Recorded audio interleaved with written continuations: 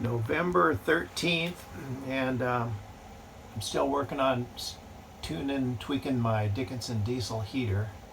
It's working good, cranking out the heat. I'm going to just move in a little bit and show you a couple of fans I've got. They're the heat activated fans that don't require any batteries, and they do push out the heat. The one on the bottom here has got two little fans, and it blows the air about a foot. You can feel it about a foot, foot and a half out from the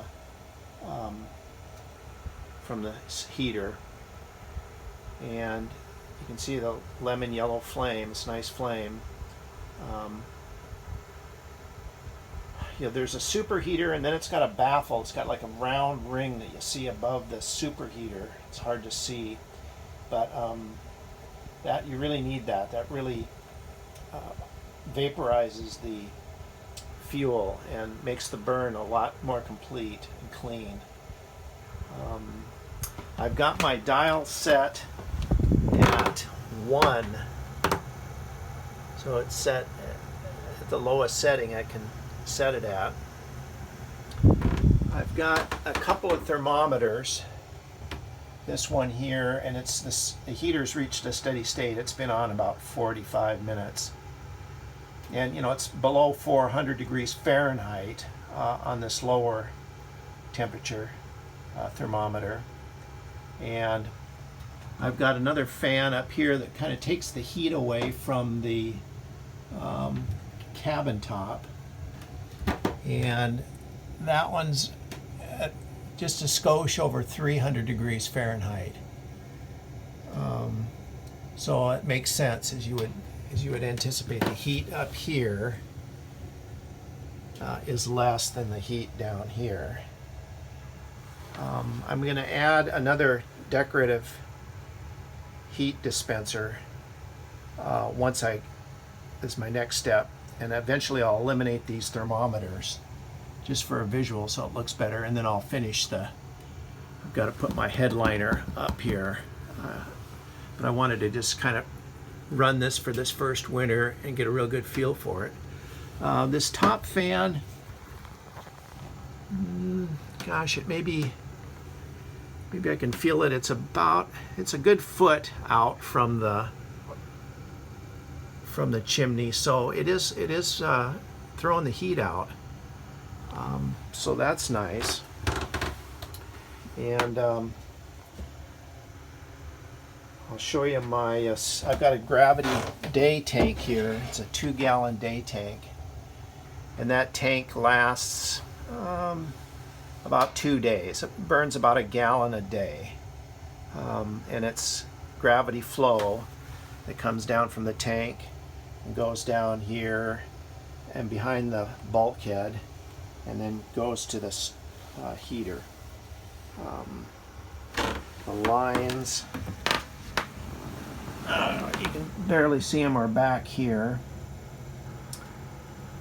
I've got 1/4-inch tile and 1/4-inch hardy backer. I'll try to show you that.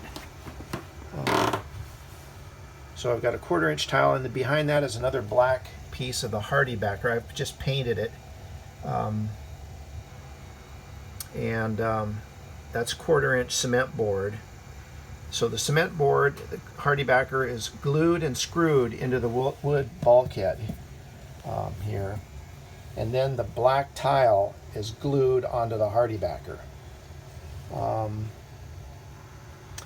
I've got a shut-off valve. There's a filter and a shut-off valve that's from the gravity flow tank that you can shut it off there, and you can shut it off here at the flow metering valve. So I've got kind of 2 shut-offs. I've got an access door here that I'm still working on just to get access back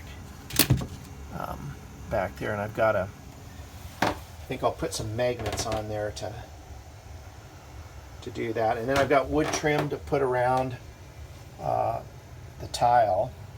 Got to do wood trim, but I've got to get it. I haven't picked it up yet from Beneteau, and I would like it to match this wood trim here. So there'll be a piece across the top, and then a vertical piece, and then a piece across there.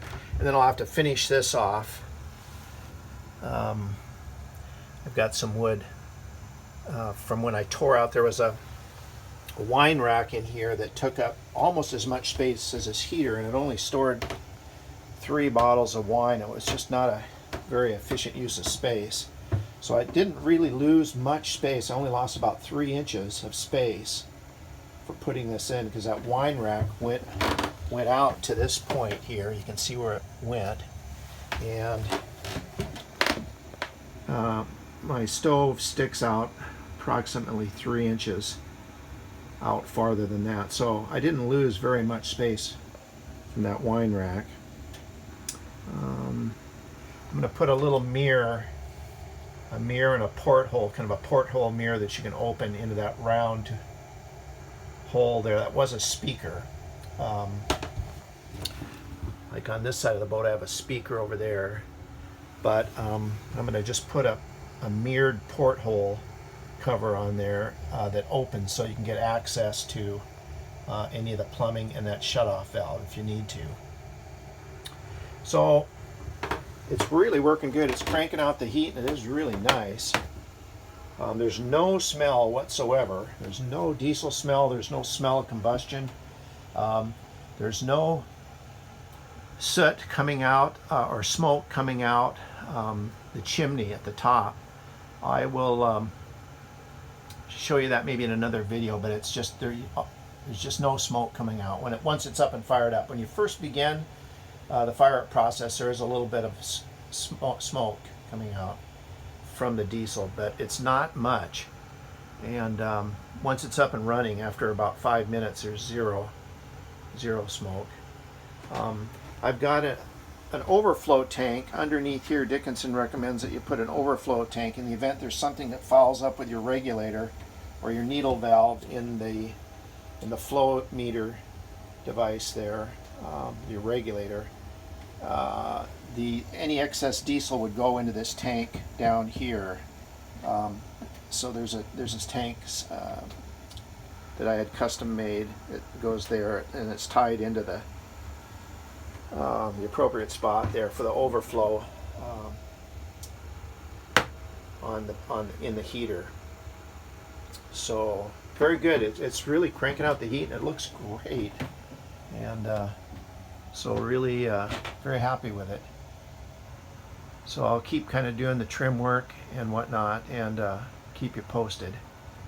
Send me any questions or comments, and make sure to hit the like button and subscribe button, and send me a comment. It boosts my rating standing up on YouTube. And just submit any questions you have, and I'll try to address them with other future videos. So I'd highly recommend it. I'm going to sign off and talk to you all later.